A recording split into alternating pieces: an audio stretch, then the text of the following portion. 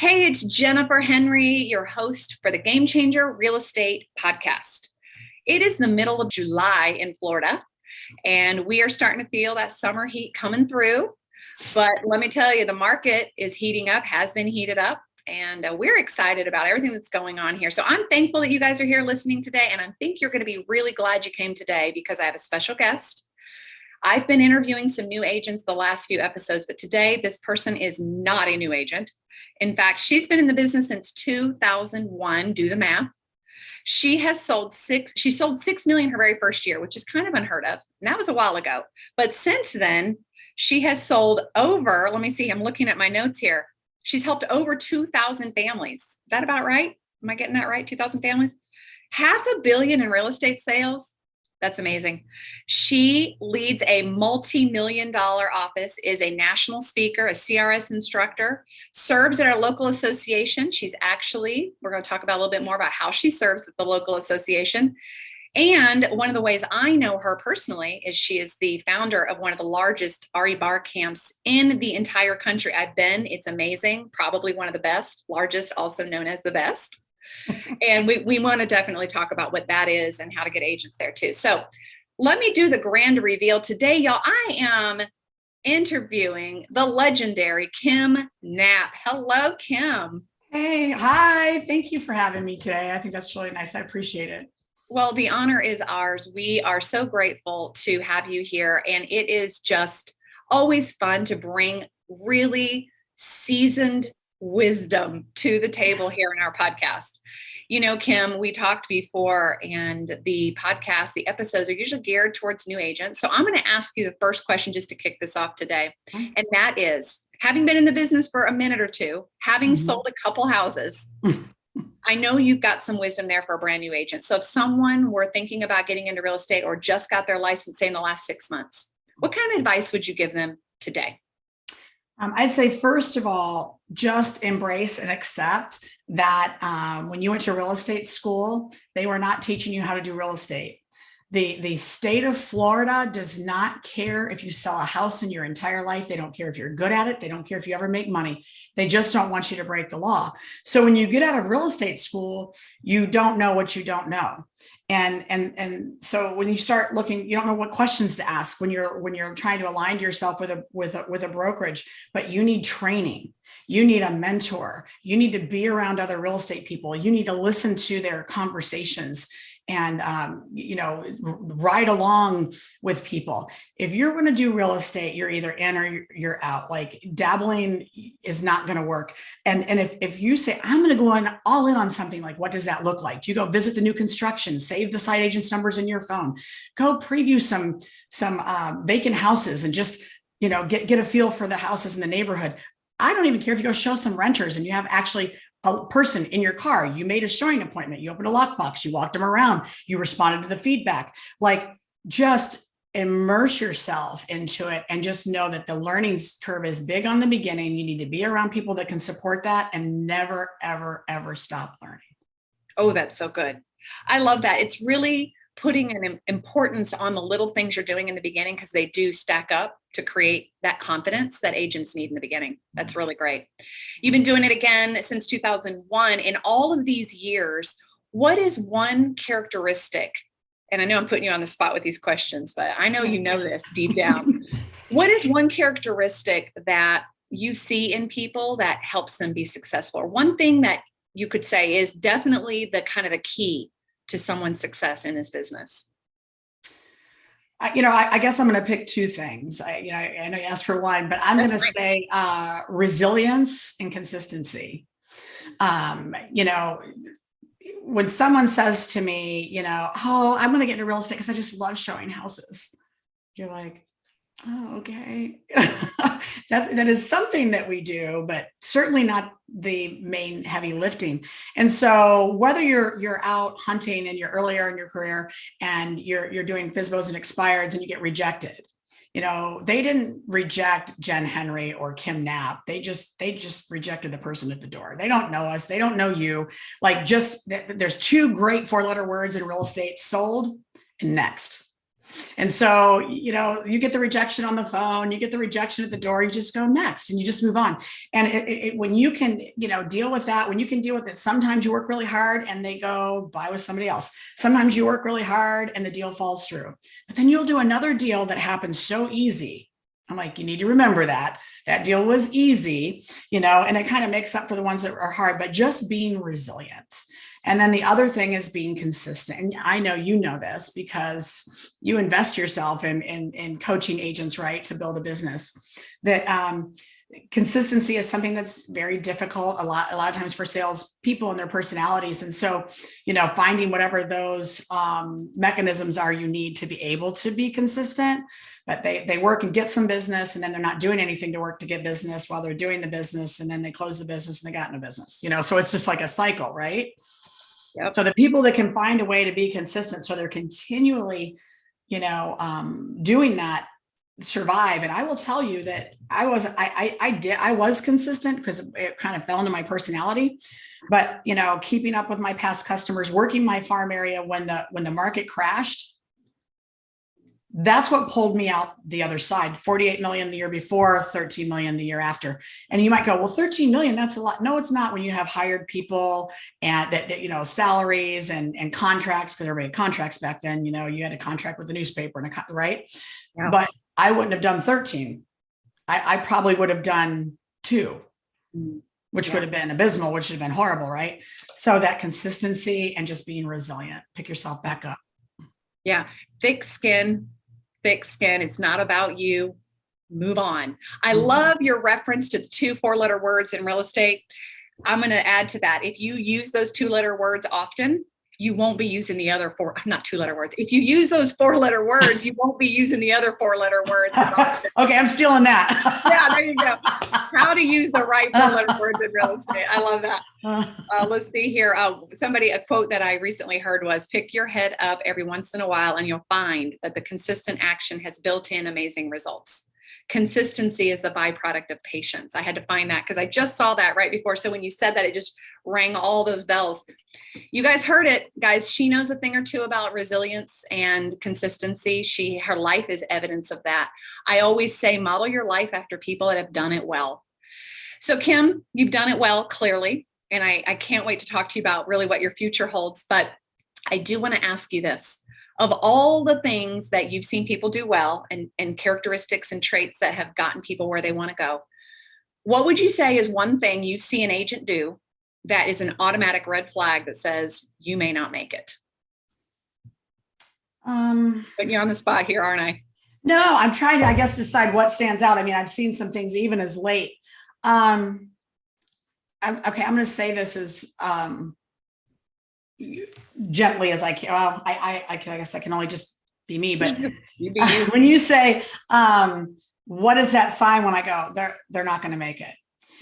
When you're new in real estate, we were all there. Okay. We were all there. You have a lot to learn. You have to learn about negotiations and overcoming objections and the contract and the addendums and how do I prospect? How do I follow up after the sale? And, it's just a lot. But sometimes when people are new, if you've got a little bit of a chip on your shoulder, or you don't think you have to learn, or you think that's too small for you, or you think you're more important than that. And I'm sitting here sitting back going, wow. And so, what are you bringing to the table right now? Right? If you're not willing to learn right now or be taught or do some of the small things, you'll never get to do the bigger things. And I've just watched that happen. And I think there needs to be some humility in the beginning, some humility. And also when people don't recognize it's a team sport. And when I say that, I mean that this is not a competition. You might compete on a listing, but after that, it's a team sport. We all want to work together. I want you to sell my listing. I want to sell your listing. I don't care what company you work for, right? I don't care what part of town you work in. And when people are burning bridges left, right, and center, they don't get it. They're on the wrong path. And I always say you need 2 groups of people to be successful in this business, and that's customers and other agents. Beautifully said. We're playing a game here at our organization where we're creating teams of 4 to actually do mock transactions. And I tell them, y'all are in a team of 4: buyer, buyer's agent, listing agent, seller. You're a team.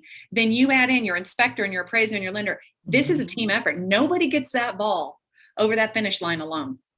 Right. So you got to learn to play nice with everybody. Right. Right. And you're going to run it. If you're going to be in it for the long haul, you're going to see those people again. Yeah, that's right. And if you've been sort of a jerk or unprofessional or uncooperative or whatever, and now you're in a multiple offer situation and you're sending your offer in with 5 others, it's not like they go, whoop, whoop. Oh, look at that their offer. I'm so glad it's here. Yeah. Well, and don't you think, I mean, I know that there's a professional ethics standard we're all hopefully living up to. But don't you think that has some play in how an offer is presented to a seller? If the agent has had a bad experience, there's got to be an influence on that.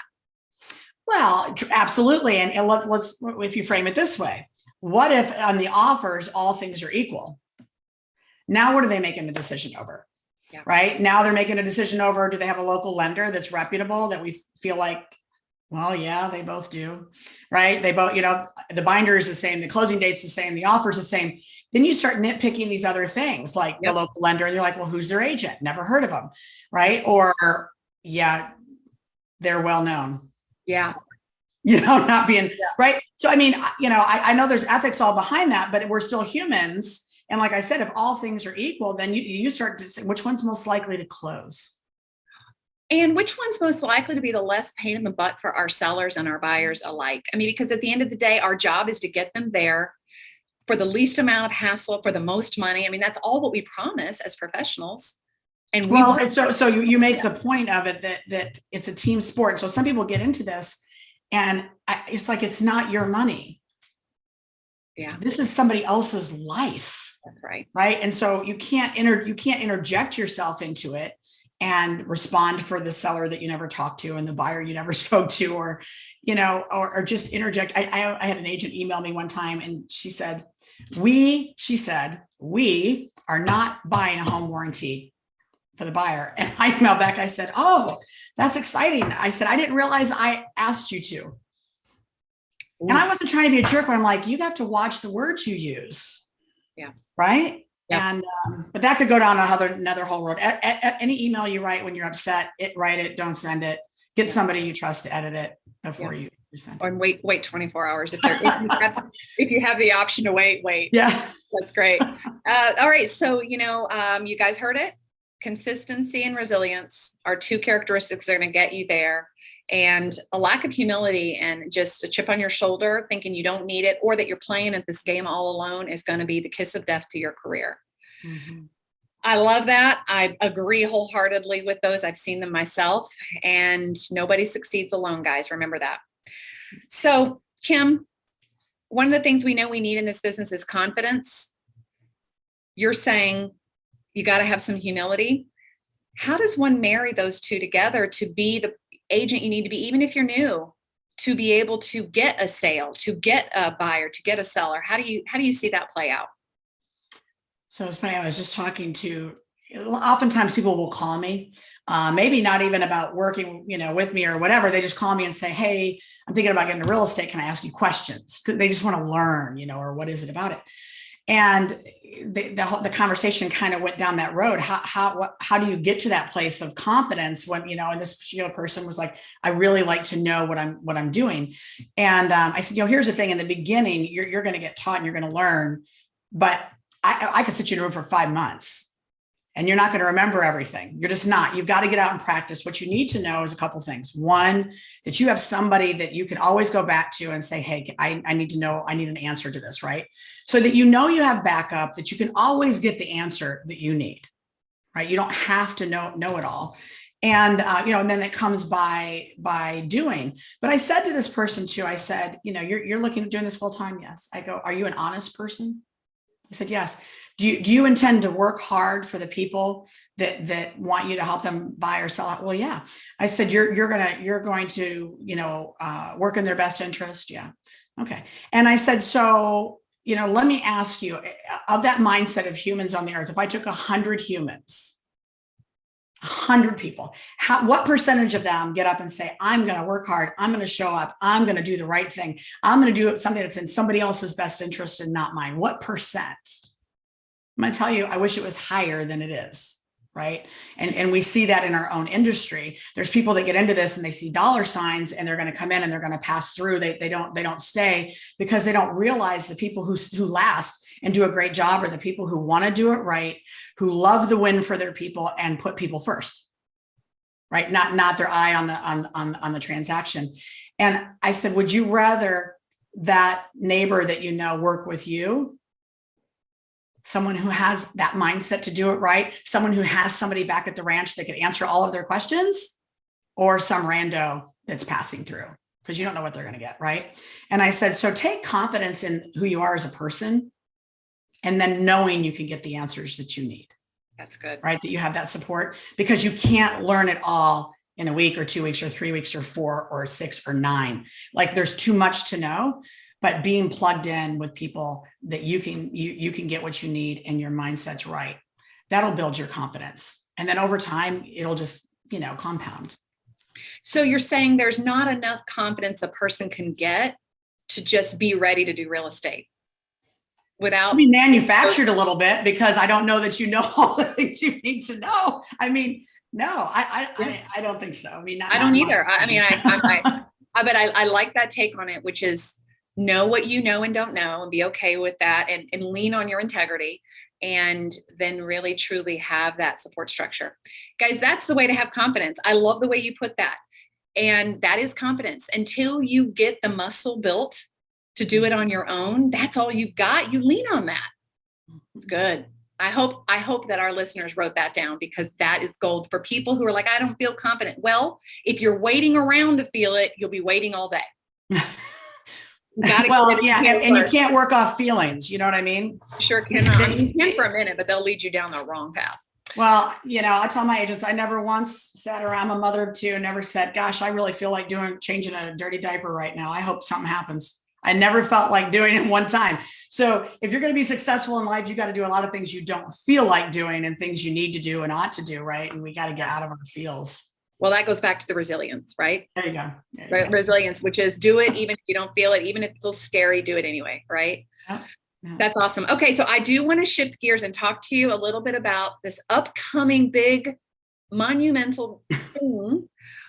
We know that here, as of right now, at the time of this recording, mid-July 2023, you're running for NEFAR secretary. The voting will be happening here shortly. Tell me a little bit more about your vision for that role and your role that you're in now and what you see it doing for you in the future, because we're going to assume you got it. Well, I hope so. It's interesting. When we get into real estate, and we're trying to figure it all out. And what is NEFAR, the Northeast Florida Association of Realtors, and what is MLS? And actually, a lot of people don't know that we probably have 1 million people in Florida that are licensed that aren't realtors. They're licensees, they can practice real estate, but they're not realtors. And so as realtors, we subscribe to a code of ethics. You can actually, file grievances and, get people to toe the line on that. Consumers can, agents can with each other. But we have an association and a club that we can be a part of that brings us that code of ethics and professionalism, but also brings us support and education. And then also brings us stuff that we don't necessarily think about, and that's legislation, being involved at a local, state, and national level of things that involve real estate. And I'll just kind of quickly say that, I didn't realize it before I was in real estate, and it actually took me a while after I got into real estate to recognize, that homeowners don't get together and go to Tallahassee or Washington, D.C. to lobby about things that matter to homeowners. They don't even know about it. It's hard to get them to go to the HOA meeting or the CDD meeting or the commission meeting or the whatever meeting, let alone mobilize. And that's something that we do as agents, whether it involves PACE, which you can look that up, and what that is, where people were getting 20% interest on windows they bought, charged on their house over 20 years, had no idea what they were getting into, or things that are going on with insurance right now, or there's just lots of things. So anyway, so the association does a lot that maybe you don't realize, and there's benefits there that you can take advantage of. And things are moving quickly. Things are evolving in our world technology wise. I mean, 10 years ago, Facebook was like a meh, right? 15 years ago, YouTube was like, what is that? And now artificial intelligence was one thing in January, and it's evolving into this crazy thing now.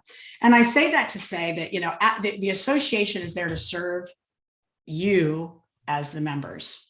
And up until about 5 years ago, as far as having the officers who really guide the direction of the association, the things that maybe need to be implemented or modified or changed to enhance the benefits and the experience, they were voted on by the 250 or 300 people that paid $10 to go to this lunch.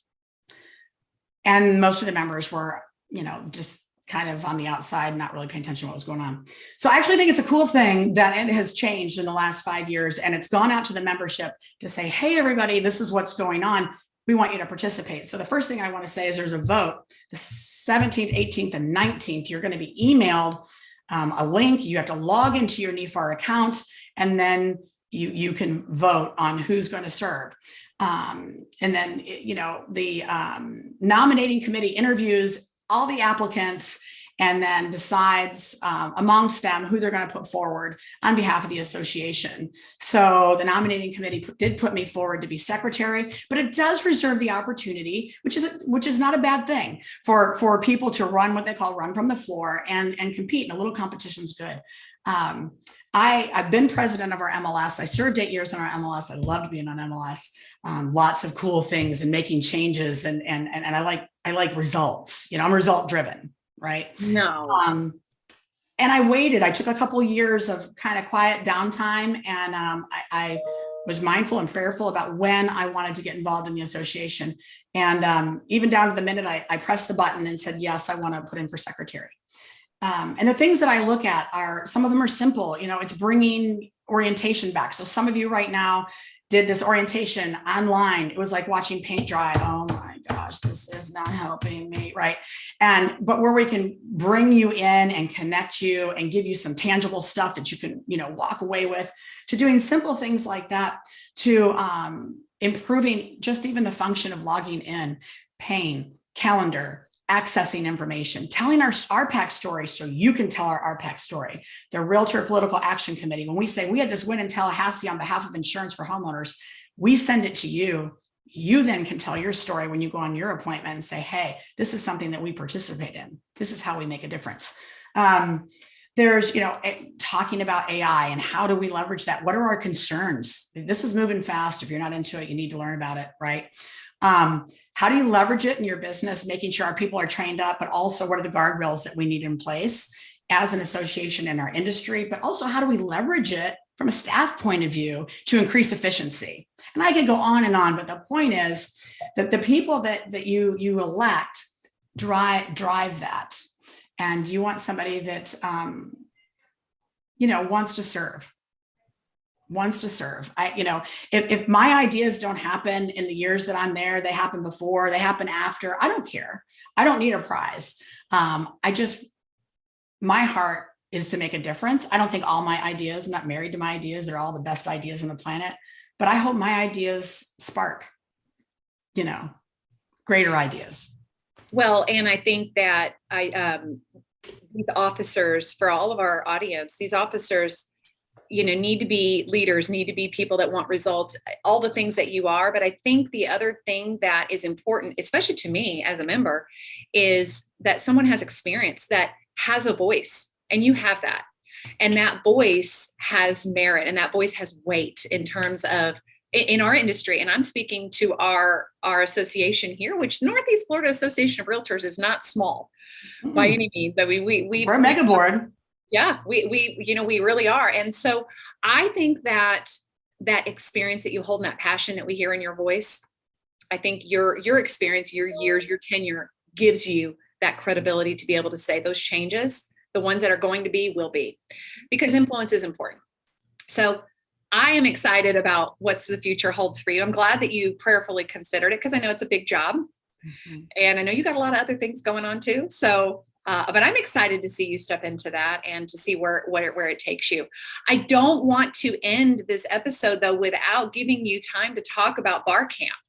Can you, for our audience, again, some people may know what it is, some people may not, will you explain what that is and kind of how you're building and growing, not building, you've built it, grown that? Yeah, we're grown out. We can't grow anymore. No more, yeah. RE, so there you get that. This is your tip of the day. RE Bar Camp. It's not Bar Camp. So I learned that one. I think you're the one that RE Bar Camp. Real estate bar camp. And it goes back to, probably 16, 17 years ago. It was actually a group of agents out in California after a big conference, working at different real estate companies, actually at a bar, and exchanging ideas and tidbits and nuggets that they had taken away from the conference.